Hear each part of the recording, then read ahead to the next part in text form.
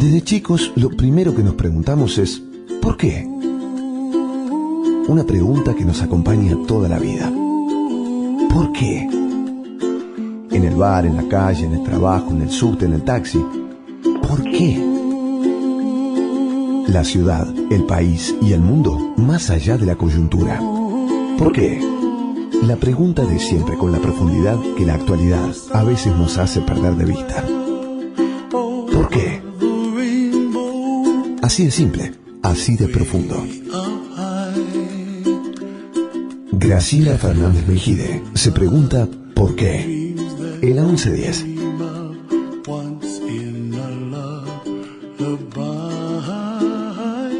Hola, buenas tardes. Buen domingo para todos. Soy Graciela Fernández Mejide y este programa lo produce y lo conduce conmigo Pablo Marmorato, y en la dirección técnica está Nicolás Reynoso, como siempre. Este programa se llama ¿Por qué? Y hoy nos vamos a preguntar por qué el ministro, si es cierto además, el ministro de Educación, Esteban Bullrich, dice que solamente 1 de cada 10 jóvenes en la Argentina llega a tener un título universitario, cuando seguramente muchos más aspiran a tenerlos. Y además da otros datos alarmantes. Es decir, hoy vamos a hablar con las 2 personas que nos acompañan sobre el tema educación. Uno de ellos es Alieto Guadañi, que es economista, es director del Centro de Estudios de Educación Argentina de la Universidad de Belgrano, y además se dedica mucho a energía, al estudio de las cuestiones energéticas. Entonces, vamos a hablar de educación con él. Y en el caso de Andrés Delich, bueno, en Andrés Delich hay una tradición más pegada al tema de la educación. Actualmente fue ministro de Educación de la Nación y actualmente dirige la oficina en Argentina de la Organización de Estados Iberoamericanos para la Educación, la Ciencia y la Cultura. Esto es muy nuevo, nos va a contar él después de qué se trata. Es coautor de varios libros y ambos han publicado numerosos artículos sobre educación. Bueno, a ver, ¿qué nos pasa a la Argentina, que fue un país que se destacó en el ámbito de Latinoamérica y aún comparado con algunos países de Europa por el nivel que había alcanzado nuestra educación, sobre todo a nivel primario y secundario, ¿no? Bueno, claramente ha habido un retroceso. Usted recién dio unas cifras del ministro. Según el ministro, cada 100 chicos se gradúan en la universidad. Cada 10, uno. O sea, el 10%. No voy a discutir esa cifra, está esencialmente correcta. Pero no solamente es grave eso. De esos 10, el 70% provienen de chicos que fueron a escuelas privadas primarias. La desigualdad es absoluta. La chance de graduarse para un chico que entra en primer grado estatal es ínfima comparada con la chance de graduarse. Quiere decir que se llega a la universidad no tanto por niveles de capacidad, sino por una raíz socioeconómica. Esa es la trampa, la desigualdad. ¿Cuál debería ser el objetivo? Y yo creo que todos vamos a estar de acuerdo. Hay que fortalecer la educación por 2 objetivos, porque es una llave para el crecimiento económico y para la justicia social. No hay distribución equitativa del ingreso si no hay igualdad de oportunidad educativa. Ese es el tema central. Y me parece que en eso nos deberíamos ocupar todos. Sin duda lo que dice Alieto es decisivo. El tema es que uno, cuando pone en fila los factores que influyen en el rendimiento educativo, uno encuentra, centralmente el peso llamémoslo así, el peso familiar, ya sea por el origen socioeconómico o por también la estructura y la dinámica familiar, que uno no debe perder. Cuando dice el peso familiar se refiere al lugar donde se encuentra la familia, en el lugar socioeconómico, pero también la dinámica interna familiar. Empiezan a aparecer nuevas estructuras familiares que no siempre favorecen la relación con la escuela. La segunda parte son, yo diría, lo que pasa dentro del aula. Tiene mucho que ver con las posibilidades.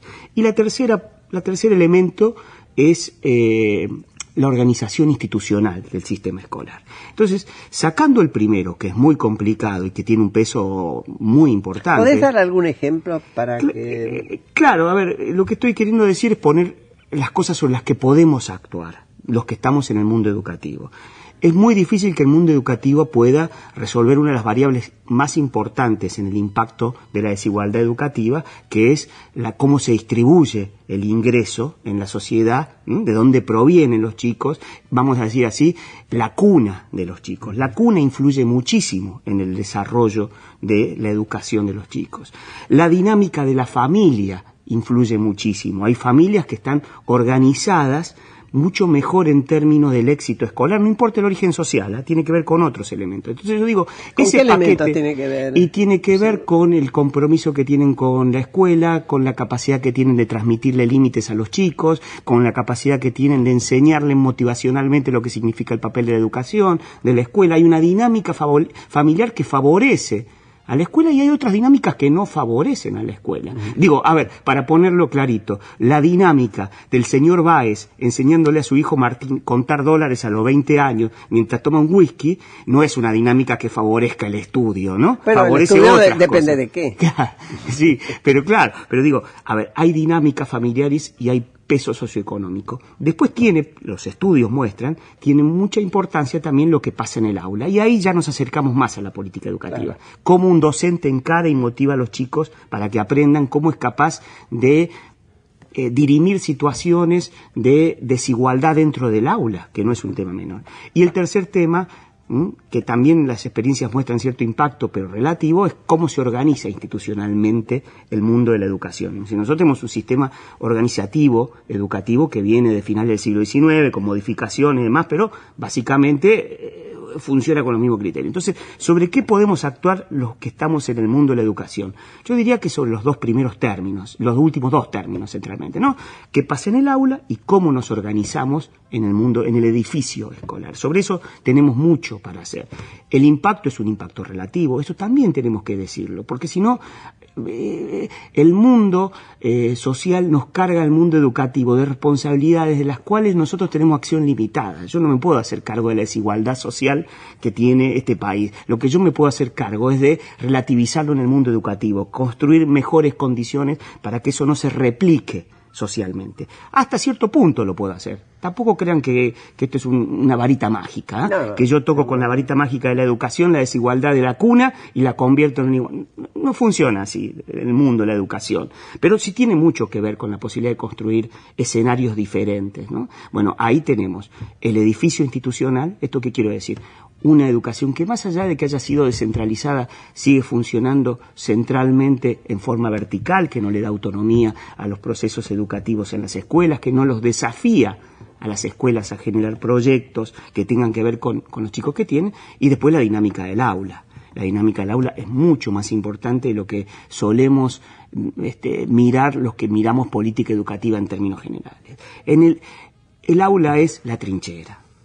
Ahí se resuelven las cosas. Lo demás es importante, pero el aula es la trinchera donde se resuelven estas cosas. Alieto hizo un gesto cuando estabas hablando de la primera parte de la familia, el peso de la cuna. La familia, porque hay un estudio muy interesante hecho en la zona pobre del Gran Buenos Aires, de la capital federal, o sea, la ribera del río Matanza y del lado de la provincia, en chicos de escuela primaria por origen. Entonces están los argentinos, están los paraguayos, los bolivianos y los peruanos. Los mejores alumnos son los bolivianos, y por el peso a la familia. Entonces la encuesta muestra el compromiso de los padres bolivianos.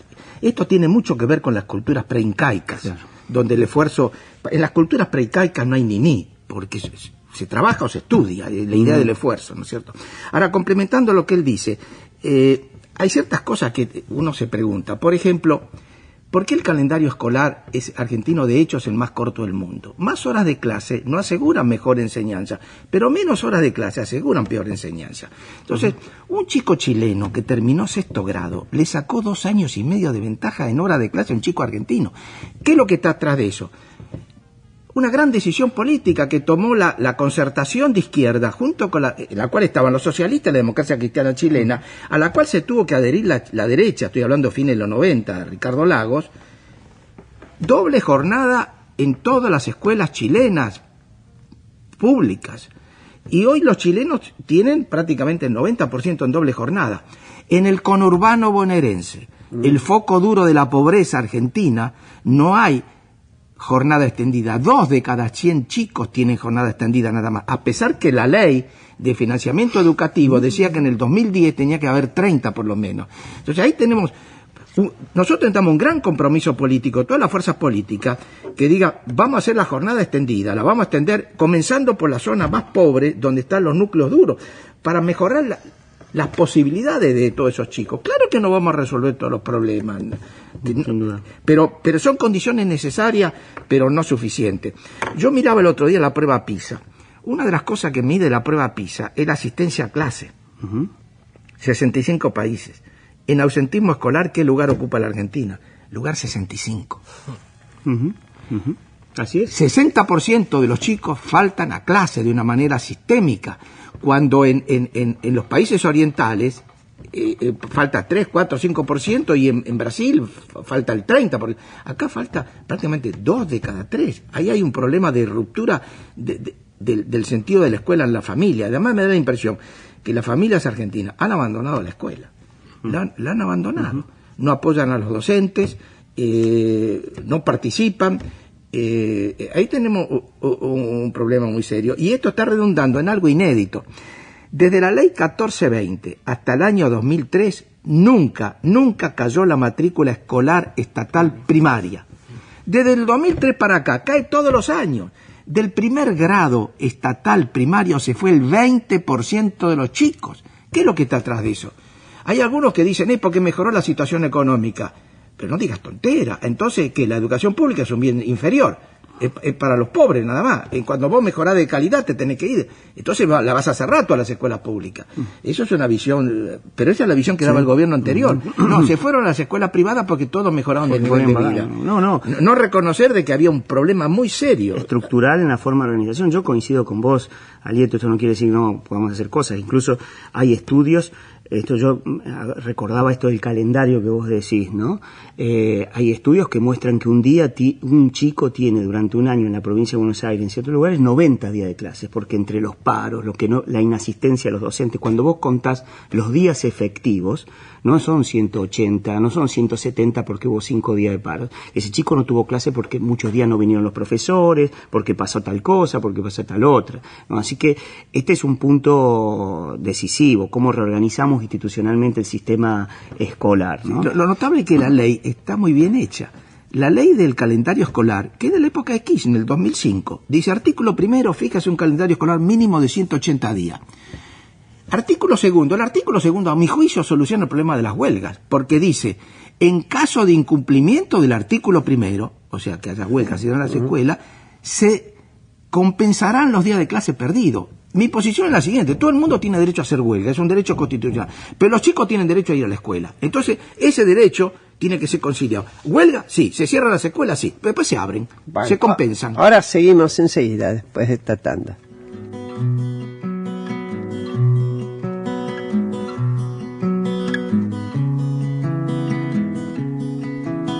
Tengo tu voz, tengo tu tos, oigo tu canto en el mío.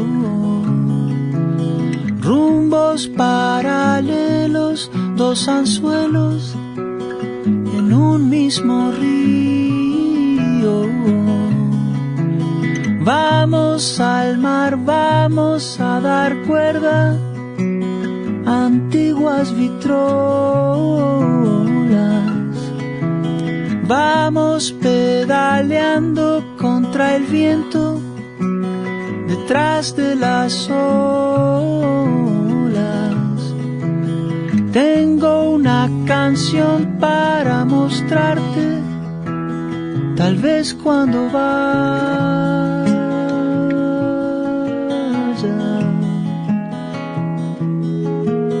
Tengo tu sonrisa en un rincón de mi salvapantallas.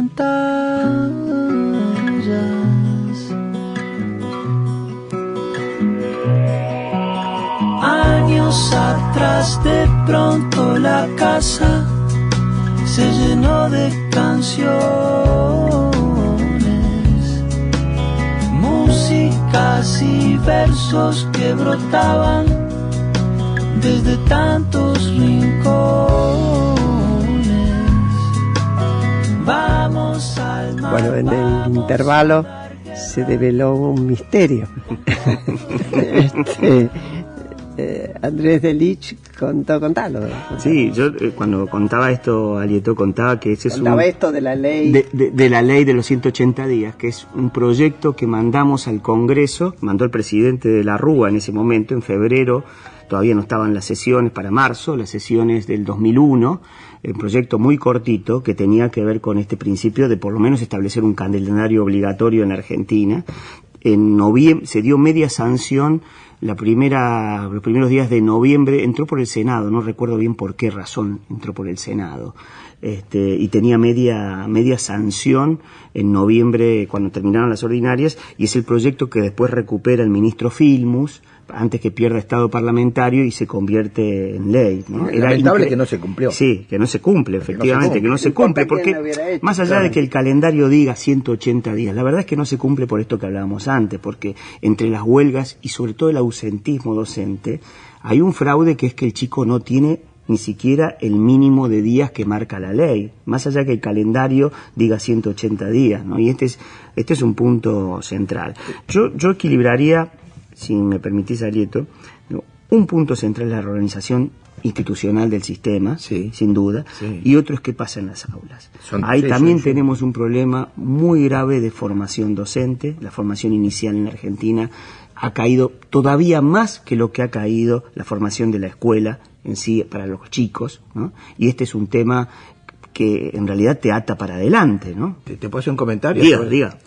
Hay 3 países en el mundo que están mejorando sensiblemente la educación, que son Corea,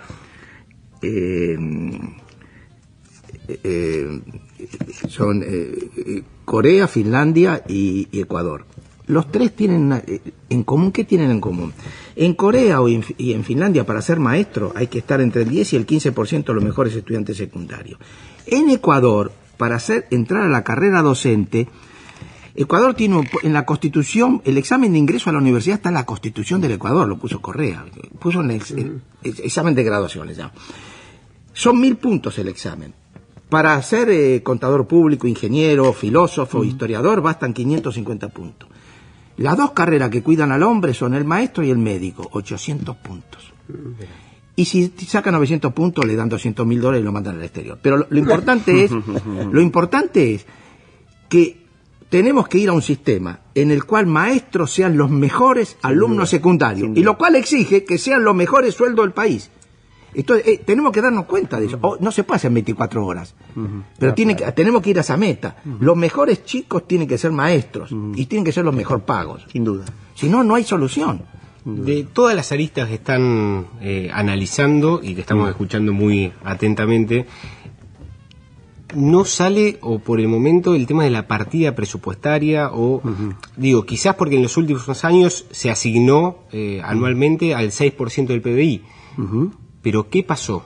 Digo, ¿no se aprovechó del todo? ¿Cómo habría que aprovechar, digamos, ese incremento que siempre fue una demanda del sector educativo histórica? ¿Cómo habría que poder hacer funcionar mejor, digamos, esos dineros del Estado? Bueno, mientras me parece que una de las propuestas interesantes que está haciendo el gobierno es crear una agencia nacional de evaluación de calidad. Ahí, con la evaluación de calidad, tenemos que ser prudentes.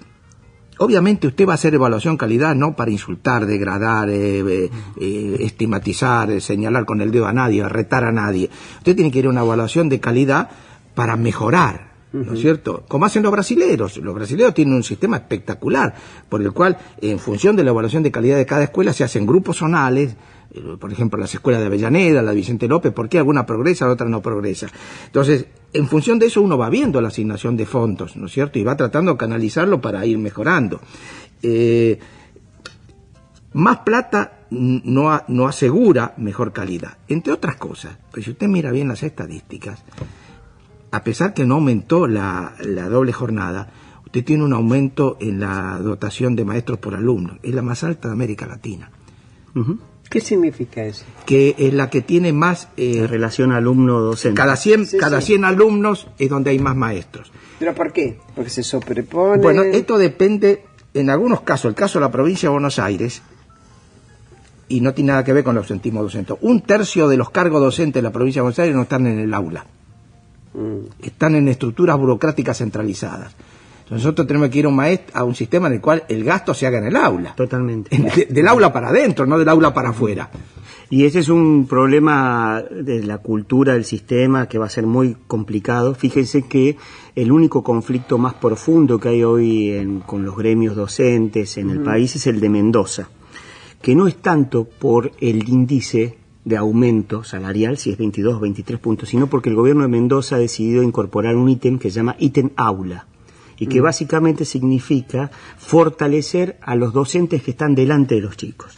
La idea de vamos a privilegiar en el aumento salarial a aquellos que están delante de los chicos. Empecemos a fortalecer los que todos los días se ponen delante de los chicos, ¿no? ¿Y esto, gremialmente qué pasa? Y bueno, hay un conflicto muy largo, 48 horas, pero no están discutiendo si el aumento es del 25 o del 27. No. Lo que están discutiendo es el ítem aula. Lo que no reconocen a algunos actores de la educación es la posibilidad de privilegiar la acción delante de los chicos en su salario. Entonces, no es solamente un problema de recursos, es un problema de una forma de organización que tenemos del sistema, donde hay actores que con lógica, uno no tiene que enojarse, sino que entender por qué funcionan así, tienen intereses que a veces se contraponen con el interés de los chicos, con el interés de una política educativa. Bueno, mira, la política, déjame un comentario, sí. La política educativa hasta entrado los 80 tenía un consenso básico. ¿Qué significaba hacer política educativa en Argentina?